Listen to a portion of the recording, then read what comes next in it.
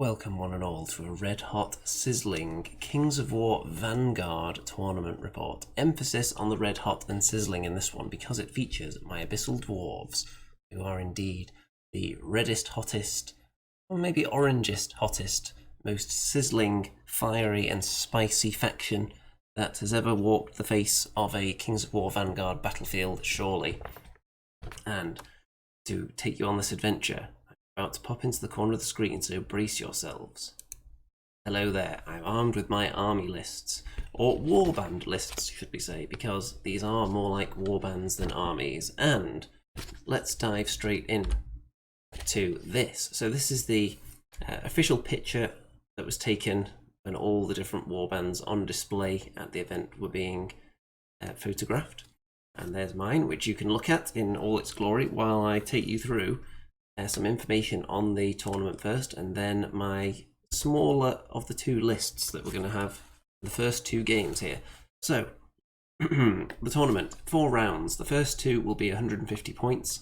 The second 2, i.e. game 3 and 4, will be at 200 points. And I've only had one Vanguard tournament previously, and that was many months ago. It was how long? Probably about 8 months, possibly. So quite a while, and I haven't played any Vanguard other than that. So the rules are not at all in my brain going into this, not in the slightest, and I've been busy painting.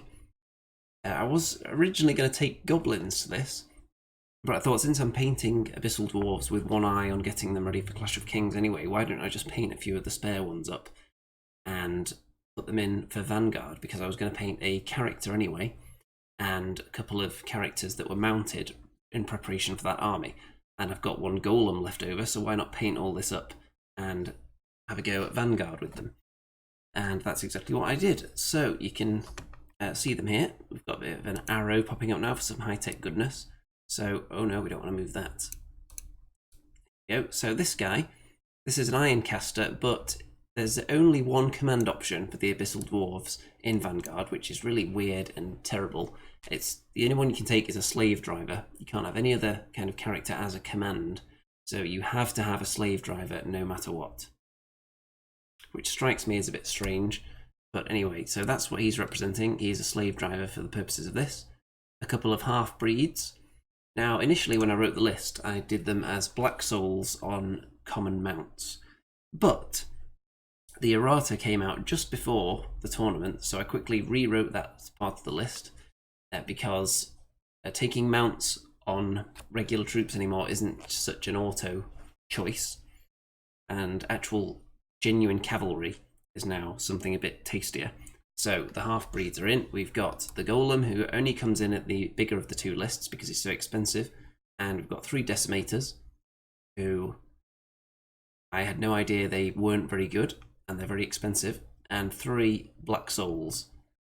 Now, Immortal Guard and Black Souls are both options in the list, but they're only one kind of model available, so Black Souls for the purposes of this, but they are Immortal Guard models. So my list at 150 points is going to be the Slave Driver with the Lucky Charm, so we can reroll 1 dice during the game, 1 Half-Breed, 2 Black Souls, and 3 Decimators. And this is purely based on the models that I had left over from making my units for the Kings of War army. So I had a few Decimators and thought, why not? They look quite tasty. Let's do 3 of them. They're 21 points each, which sounds a bit steep to me. And I only found out some of their abilities aren't as good as I thought partway into the tournament, so we'll get to that shortly. And so the first game is just going to be him. It's going to be these 3. Him and 2 of these guys. Into game 1. And this is the Dragon's Egg scenario. So the egg is all the way up there. And I am against the Northern Alliance. There were quite a few Northern Alliance armies there. They're the new, despite the fact that they are chilly and cold and frozen and cool and icy, they are the new hotness from the release of Vanguard. So I imagine a lot of people play them. They were the spicy new exciting thing on the block at the time.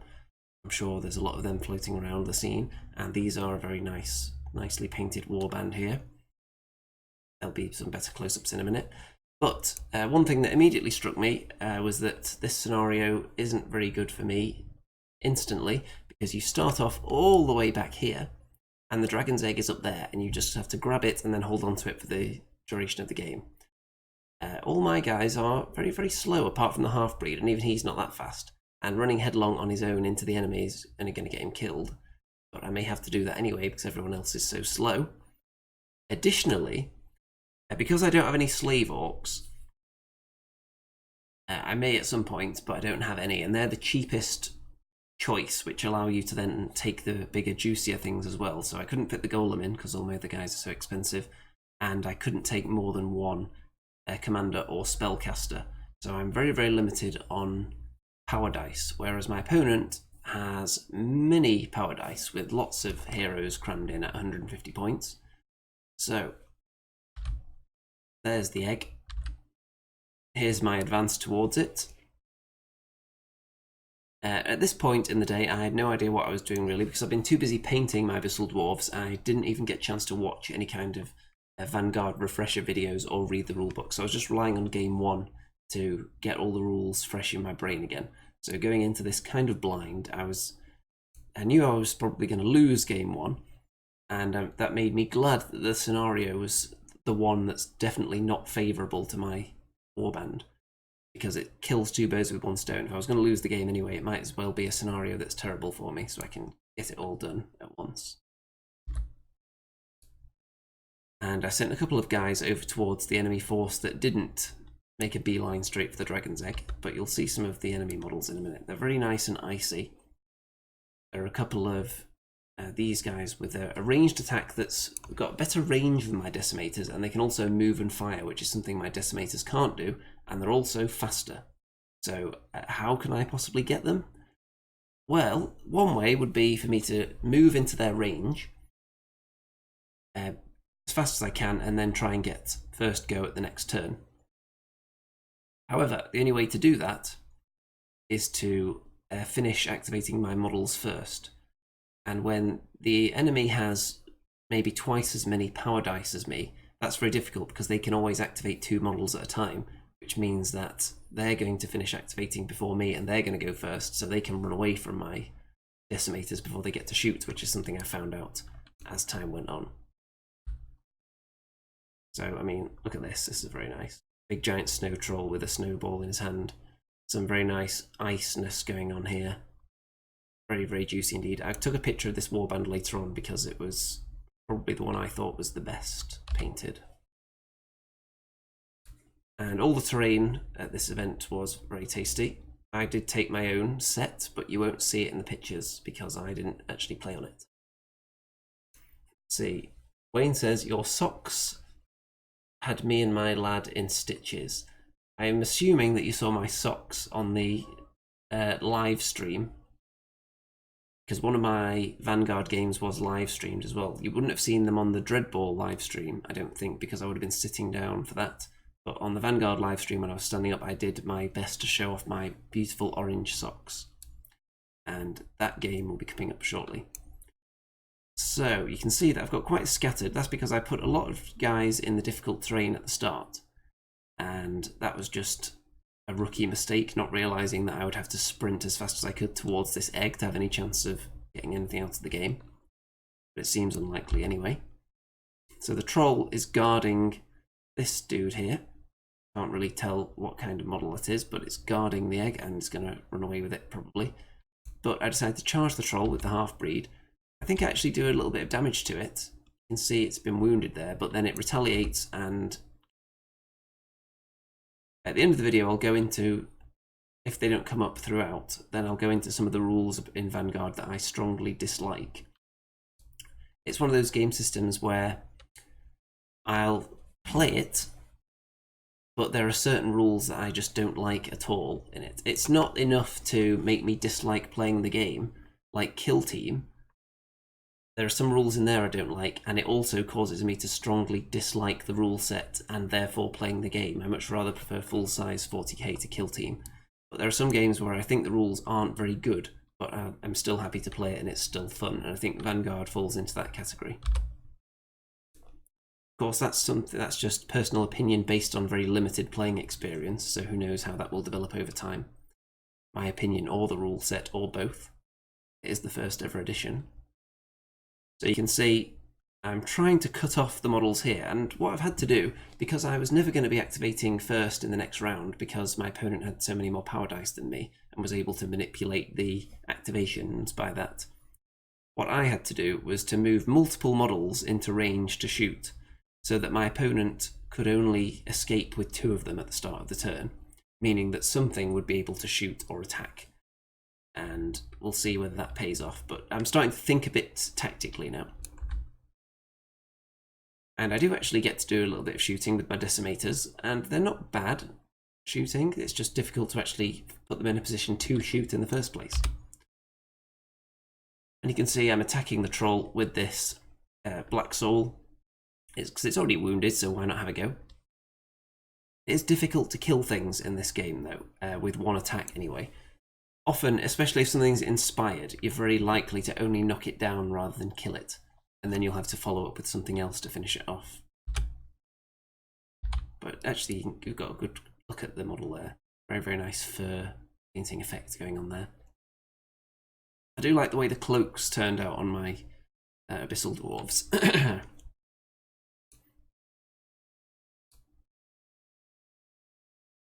see. Wayne says, "Nah, mate, if you notice someone with a young boy pointing and laughing at you at around 11, it was me and my son." Oh, so you were actually there, present at the venue, were you? I know there were people commenting on my socks on the live stream, but if you were actually there, then I was not aware of that. But I do have the best quality socks in the entire wargaming community. So, look, this is the kind of thing I'm talking about here. So, there's just too much distance there, and this guy can move, whereas mine can't before shooting. So he can just back away and shoot me the whole game. Wayne says, "We were going to pop over and say hello, but there were too many groupies." Okay, I can definitely understand that. Too many people gathered around my celebrity figure. That makes a lot of sense. You can see that my leader is hiding here. And Dice Tail says, "Might finish work by the time you get to me." So presumably that is going to be one of my opponents there who has posted that. So it depends how long this goes. But of course, the recorded version of this video will be there for all eternity, unless YouTube goes out of business and deletes everything. And the dragon's egg is being run away from me quite rapidly, and I don't have much chance of catching it, so I'm just trying to preserve lives at the moment. Another thing worth noting about the scoring system in this tournament is that you receive -1 tournament point if your warband is broken, which means if you start a turn with less than 50% of your models. So that means you can go through the tournament with 0 points, because you get 1 for a loss, unless you're broken, in which case you lose that and don't get any. So, getting into a bit of a fight here.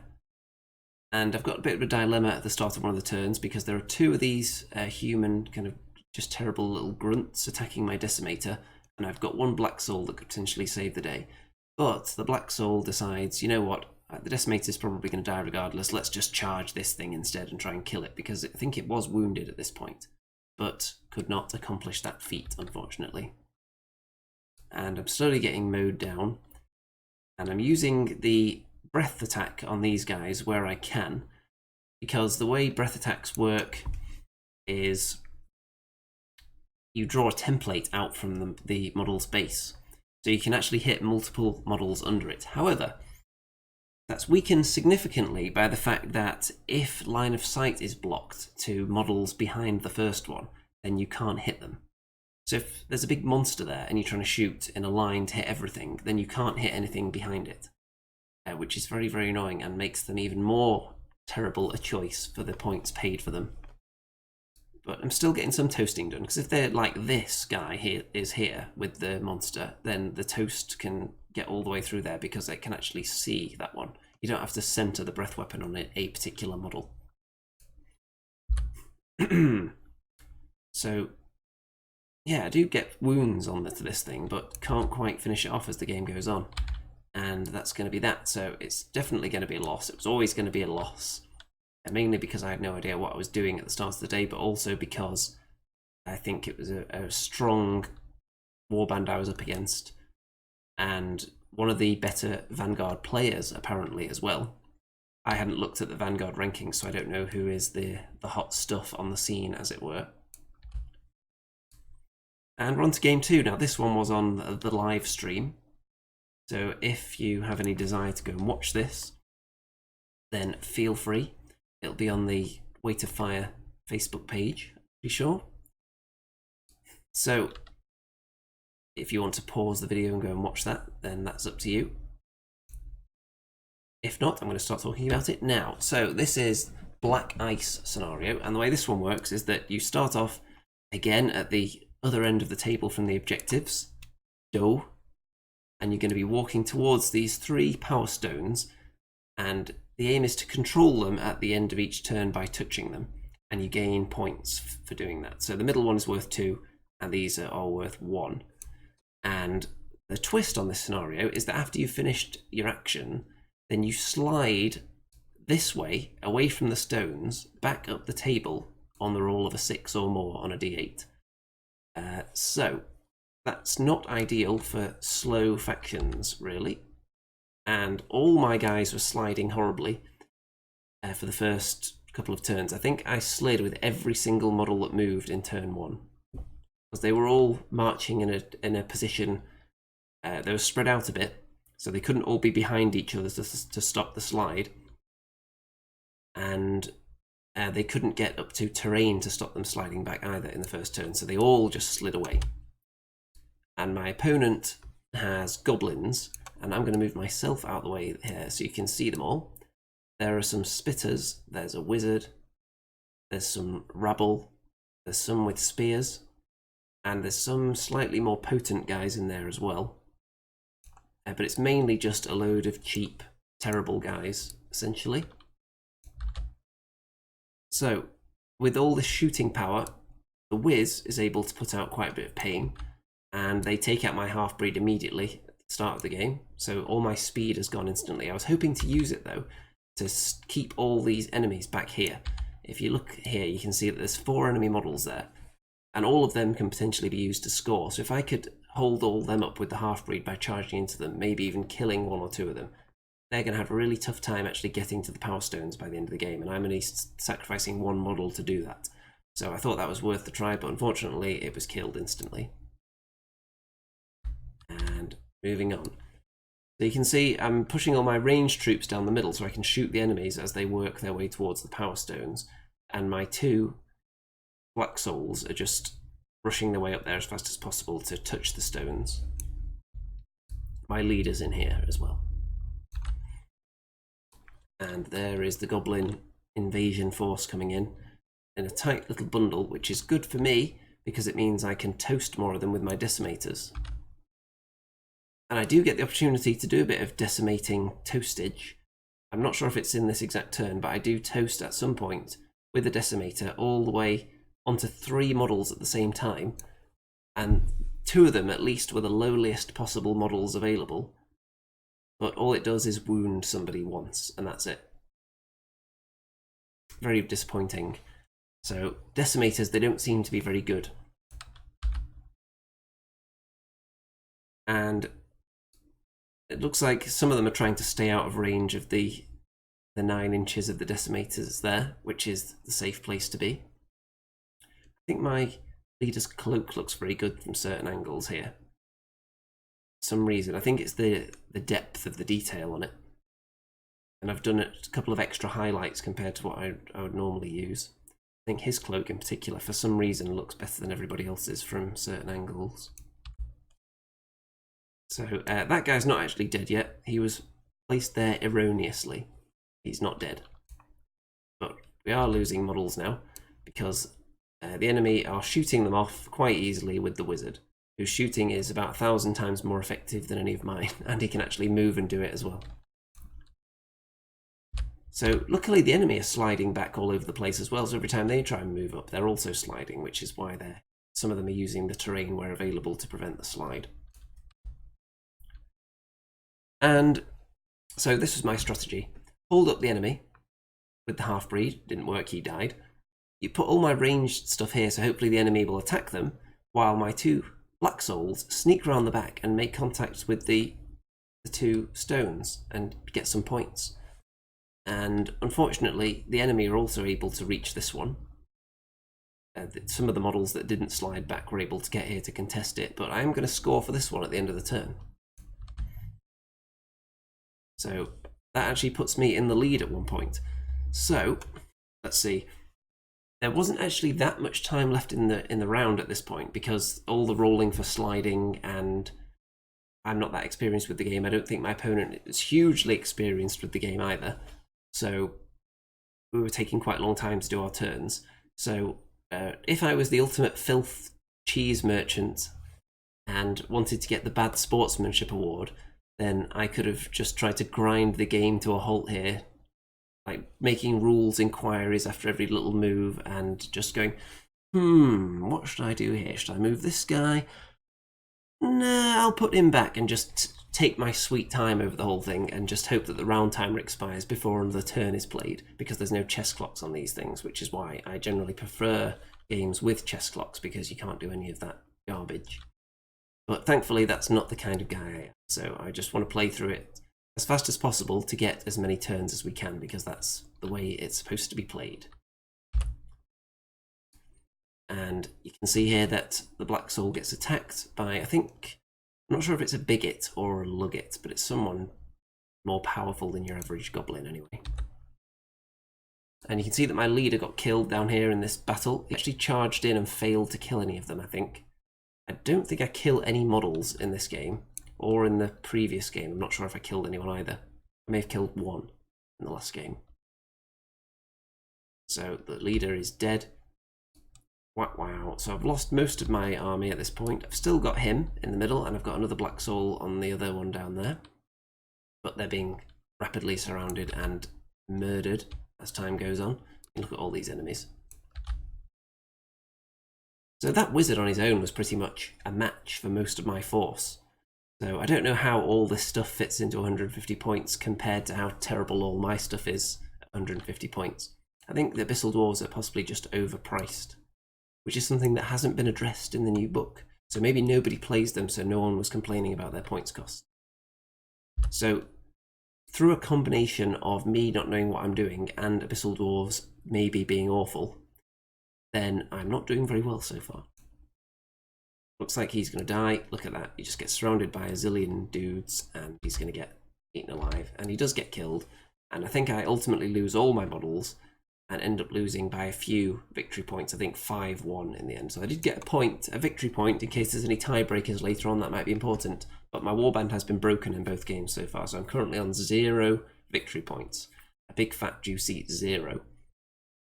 So I'm definitely in contention for the wooden spoon at this stage. And this was at lunchtime now, so I took some pictures of some things I thought looked cool. So this was the terrain table that ultimately won the best terrain award, and rightly so, because it was very, very impressive. And nice castle there. And I took a picture of this warband as well, the one that I felt was the best painted warband. It didn't actually win the best painted award though. That was a different one. But I felt this one was the best. Very nice snow effects. And it may have been disqualified from winning because it had already won a Best Painted award in the past, maybe? That could explain it, I don't know. And I also thought these dwarves looked really cool as well, as they were perched on the castle, so I took a picture of them. Although someone told me that they weren't actually finished, the painting on them. I'm not sure if it was these models they were talking about, but these are very, very tasty. Very nice indeed. Definitely much more technical prowess used on them and on lots of the other factions in attendance. So I immediately got to play on that table after taking pictures of it. And this scenario is a custom scenario that was specifically for this event, which is collecting gold coins. There are several piles of treasure, and each side can collect coins from those piles. You stand next to it, and then as a short action, you can then grab some loot from the pile, and the central gold pile or you would roll a dice when collecting the gold, and on a 7 or 8 you would collect 3 instead of 1. So beasts can't do it though, and half-breeds are considered beasts. So my strategy, as you can see the way I've gone here, a lot of them have climbed up the ladder immediately onto the castle because lots of the gold is up there. There's only 2 down here. So what I want to do is things that can't really use treasure at all or pick it up, leave them on the ground to fight the enemy down here, and use the obsidian golem. I want to get him over there to block up the entryways to this area, the ladders. And then I've got a few of my other models up here who are just going to sit on the treasure piles, preferably the middle one, and just try and harvest gold from it as the game goes on. I don't want my leader to get killed though, so he's probably going to go up onto the roof there and try and harvest from that one, so he's in a safer position. Okay, so at this point I'm actually thinking a bit more tactically. I've got a couple of decimators down here. This one's actually supposed to be further up, so they're collecting gold. Half-breeds are just staying out of range, waiting for the enemy to come closer so I can charge them and kick some butts. The half-breeds wouldn't be able to use the ladders, which is why I thought they'd be better off on the ground. So you can see this black soul working his way towards the treasure pile. This is the same treasure that I've got. It's the Ristal's treasure, which I think is available now from Bad Squiddo Games. It's very, very nice. I've got mine painted up and based on round bases. Probably seen it in some of my previous videos. You're a regular viewer. And the enemy are coming up the ladder as well. This is a commander. It's another case of the enemy having a ton more power dice than me. I've only got the 1 commander. My opponent has multiple. And we're on to the 200-point lists now as well, if that wasn't apparent enough. So, in fact, I'll just go back to this picture and give you the differences between the lists. So, still got the slave driver, but he's upgraded to a heavy weapon now. Because there was a bit of a nerf hit to heavy weapons in the errata, which prevented it from stacking with existing crushing strength. So putting it on somebody who doesn't already have crushing strength, such as the slave driver, seems like a good idea. 2 half-breeds this time, as you can plainly see. Only 1 black soul, who is up there. 3 decimators again, and the lesser obsidian golem, and he has a lucky charm. So he is actually very, very beastly, but he's not classed as a beast. He is an elemental, because he has 5d8 to attack with. He hits on 5s, but he has crushing strength 3. He also has hard as nails as an ability you can use power dice on to re-roll all his failed armor saves. He's very, very tough to take down. He also has steady, so he's much less likely to be knocked down, which makes him a lot harder to kill. And he also has smash, which is something that the half-breeds also have, which means you can knock people down in combat quite handily, even if you don't necessarily kill them or wound them. So, very, very tasty, and I'm glad he's in 200 points. Much more confident in this list.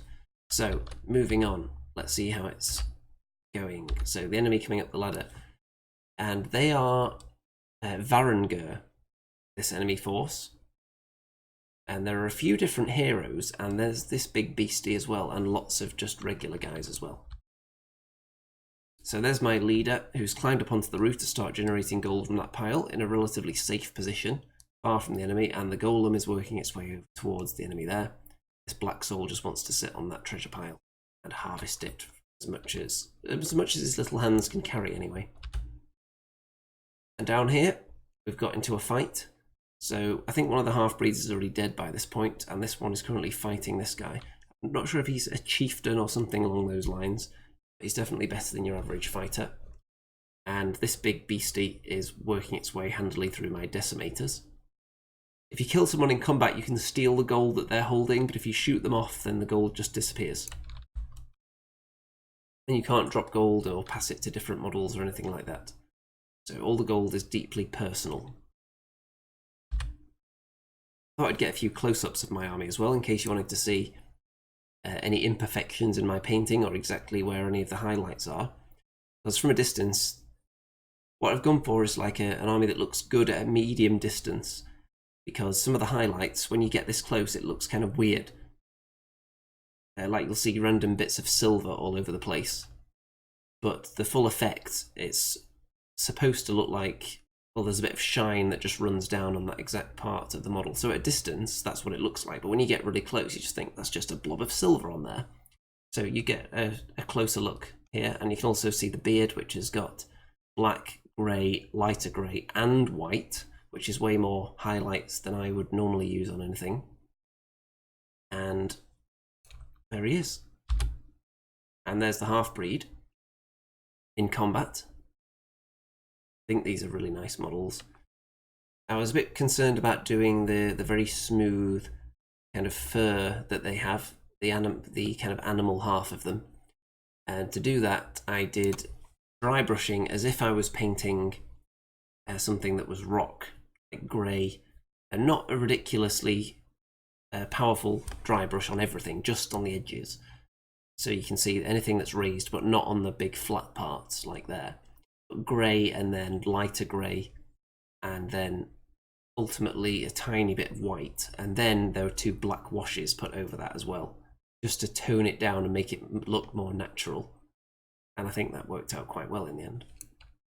He's fighting.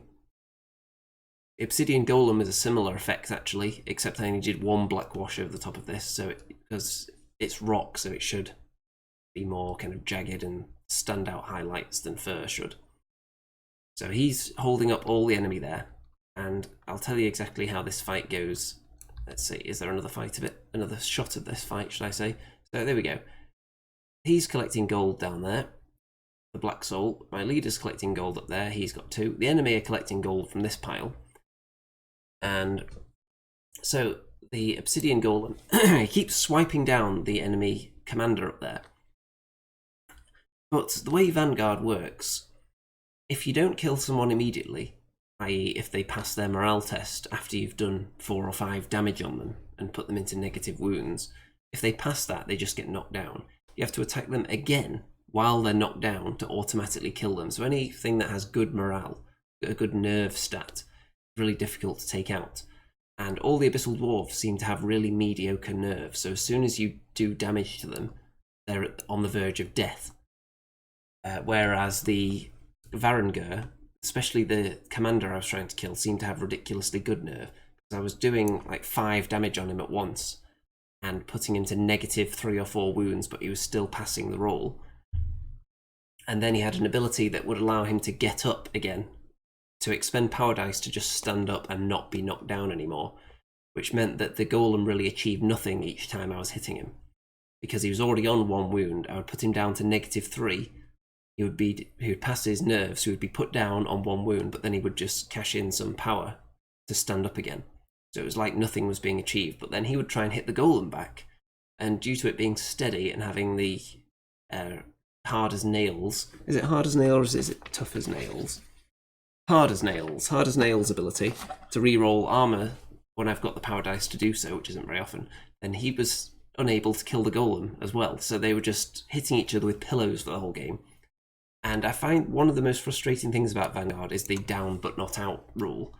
I infinitely prefer in Dead Zone, where you don't have all that kind of nonsense where you have to test to see if you're really dead when you have no wounds left. I would much prefer if the heroes just had a lot more wounds. Because if there's one thing people don't like in games, it's when something cancels out your progress. So if it's something they did actually in a lot of the GW games have recently gone this way. So instead of just cancelling out what someone's done, they'll give something 1 billion wounds instead, so you can see your progress. You track your progress on it, so you're constantly doing damage, so you get the satisfaction of damaging something. And it takes the same amount of time, probably, to kill something, but you're not having your damage just cancelled out and you've achieved nothing until suddenly you achieve everything in one go. It's more of a steady climb, so I prefer the way it works in Dead Zone like that, where perhaps it's more difficult to damage certain things, but when you do get them down to 0, they are just dead. And I like that a lot more than this kind of up and down, especially when the enemy has lots of power that they can use. The power dice is another thing I'm not really a big fan of. I think they're way too versatile. And I prefer the way it works in Dead Zone, where you have the command dice where you have specific results so you can only use them for certain things. I can't help but feel like they've only made Vanguard the way it is to differentiate it somehow from Dead Zone, and there wasn't really a reason for that otherwise. Feels like they just wanted to make it different so people wouldn't say it was Fantasy Dead Zone. So they've just tried to think of the easiest way to make it slightly different, and I'm not really a fan of that. If I play the game more, maybe I'll become a fan of it, but those, from my limited playing experience, those are some things that I really dislike about Vanguard. So it resulted in this fight just going on multiple turns. No one was dying. It was funny, I suppose, but it was also frustrating that we couldn't accomplish anything. And that's actually the final picture. So what ended up happening in this game was actually, wait a minute, that shouldn't be the last picture there. There should be another game in here. What's going on? Well, I'll have to go and find that in a second, but that will be somewhere in my files. Pictures of game number 4, which for some reason isn't here right now, but I'll find that in a moment. So this game didn't go on, didn't accomplish much in terms of kills, but I think my golem did eventually die. And this guy failed for the whole game to find the good treasure and just ran away with what he had, so he didn't get killed at the end. So I ended with a fair amount of gold. I think I had 8, but my opponent had about 15 or 16 pieces of gold, so it was a loss, and I lost most of my force again, but I did have some surviving this time, so more success than previously, and I think I killed maybe 1 or 2 models, which was okay. So while you're staring at this image, I am going to try and find what happened to those images, because there should be another game's worth in here somewhere. Let's see if I can find it. It might actually still be on my camera, that game, if it was in a separate folder. So I'm going to plug that into the computer right now and see if I can harvest them, because the last game was quite a funny one and I definitely have pictures of it. Just need to rustle them up. So anyone who wants to drop anything in the chat. I know my opponent from game 4 is hoping I wouldn't get to the game too quickly so he could get home to see it. So maybe this delay will help to that end. So you get the excitement of watching me without being able to see what I'm doing. Harvest photos from my camera and pass them over onto the computer. So let's see if they actually exist.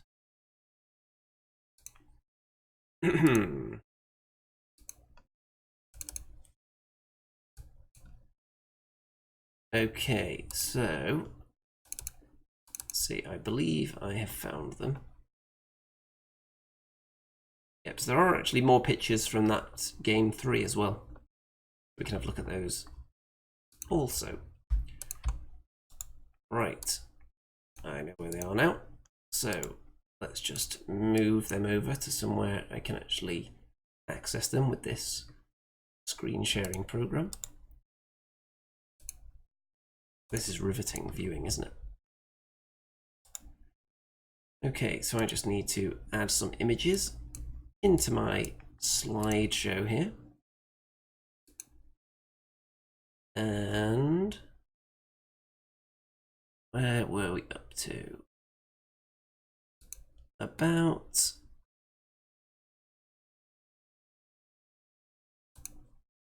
there. These are some juicy pictures, by the way. Very exciting game 4, so you can really look forward to that. Just making sure I'm putting everything in the right place, because this is going to get very, very juicy and sizzling here.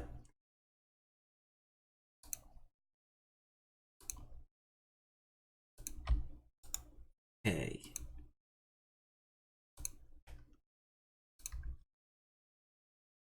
Right, I think we're good now. So all the pictures should now be there. So let's just cycle through all these to get back to where we were.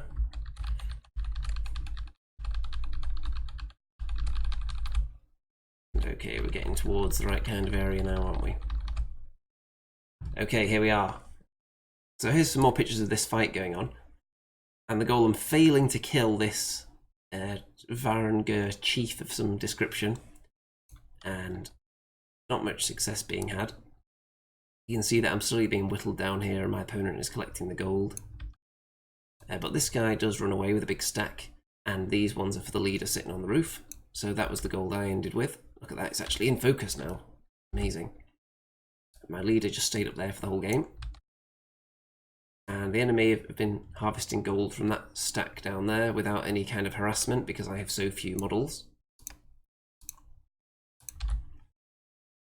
And, oh, accidentally dragged the picture away again. So lots of gold for the enemy, not much for me. And we're now on to game 4. So this game is the Portal, which I looked at as one of the only ways I would have a chance of winning a game at this event because it's so random. Some would say not very tournament friendly, and models can just get taken out quite easily because if you want to score victory points in this scenario, you have to touch the portal. If you're touching the portal at the end of a turn, you get 1 point, but if you're a command or spellcaster model, you get 3 points.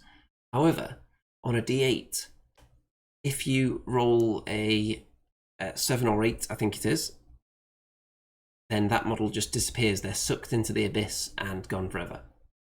So if you want to risk your leaders touching it early on, they could just disappear after 1 round and be dead.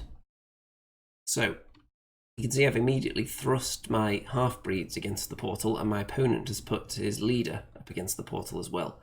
I've got some decimators up there. You deploy in kind of an L shape like this in the corner.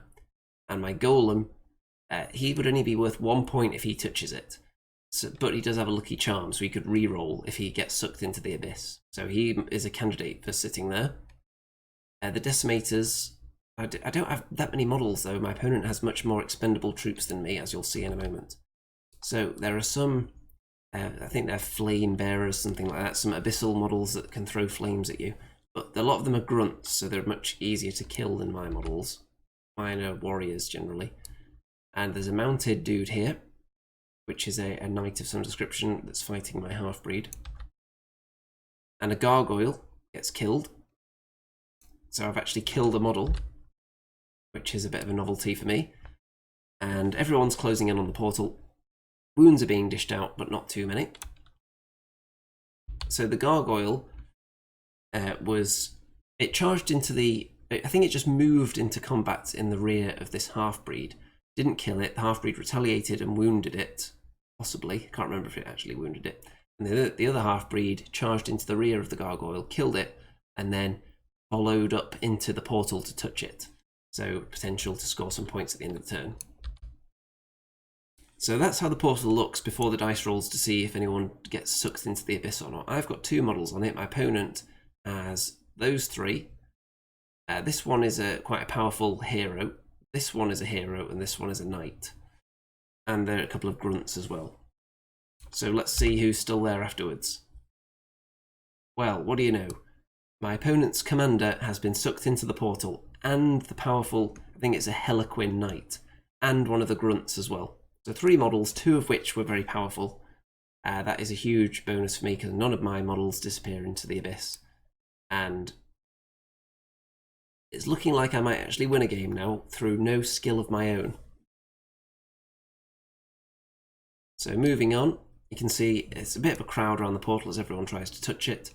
I've got a decimator touching it, I've got my leader touching it, which is a risk, but it's worth more points. Because my opponent has he gained 9 points, I think, in the first round by touching the portal with so many models. I only got 2, so I need to catch up. So I need my leader to touch it because he's the only one that's worth more than 1. So I've got everyone just gathered around it, everyone who can be, and the half-breed is trying to kill someone while also touching the portal. And after that, you'll see that my leader has gone. So my leader has been sucked into the portal, but at least I got some points first out of it. But that means I have no inspiring left. So this is quite a powerful hero here for the Abyssals. And I don't think it's going to be a very long report, this, because it's quite simple. Everyone just converges on the portal, tries to kick each other's butts, and that's that. There is one thing that happened is over by these tents here. I don't think you can see it. Then a model popped up there to shoot at my decimator that was here.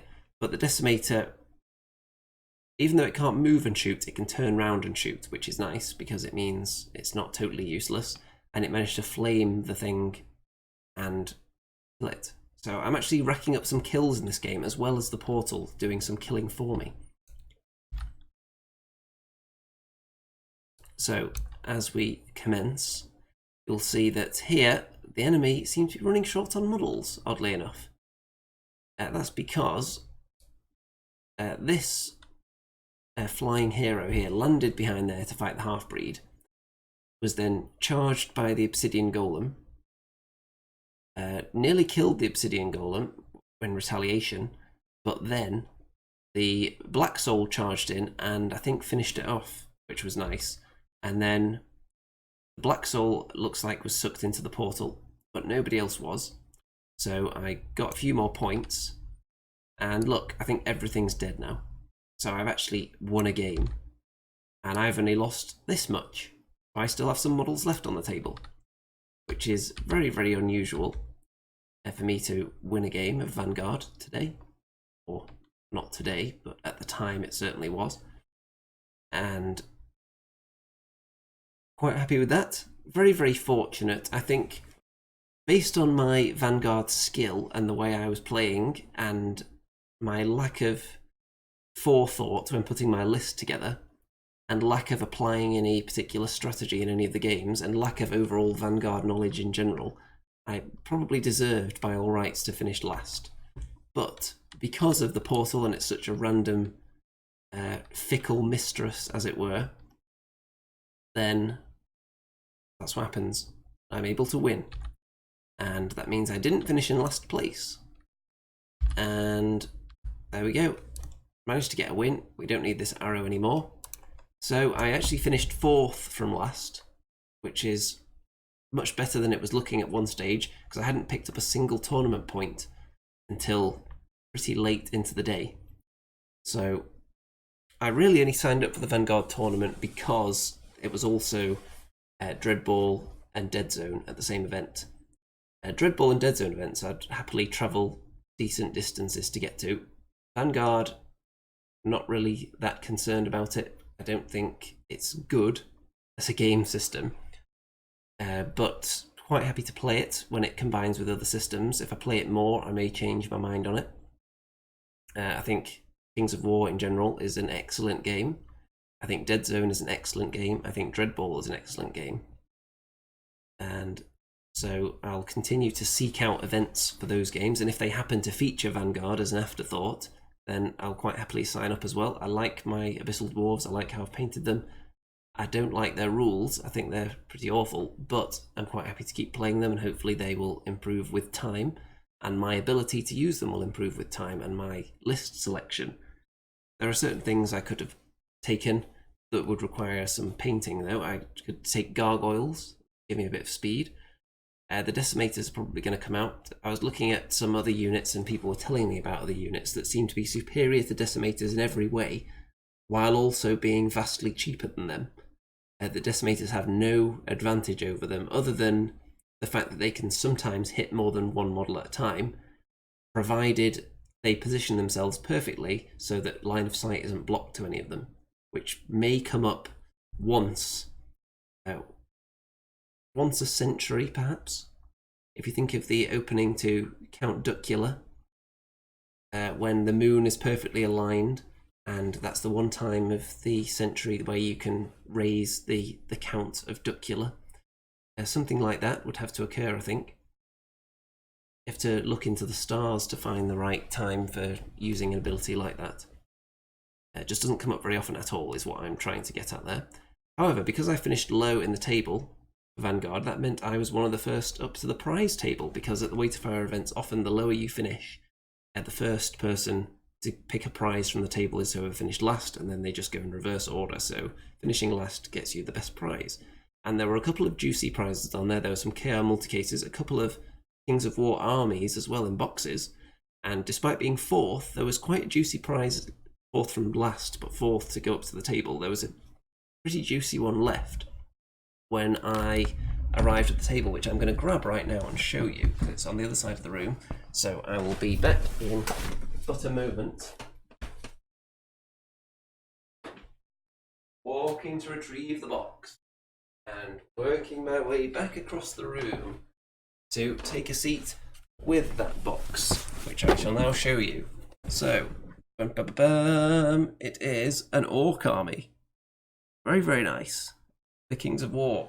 So, as soon as I saw that on the table and realised I was possibly heading for last place, I thought, you know what, I'm going to grab that Orc army because I could do with some Slave Orcs for my Abyssal Dwarfs.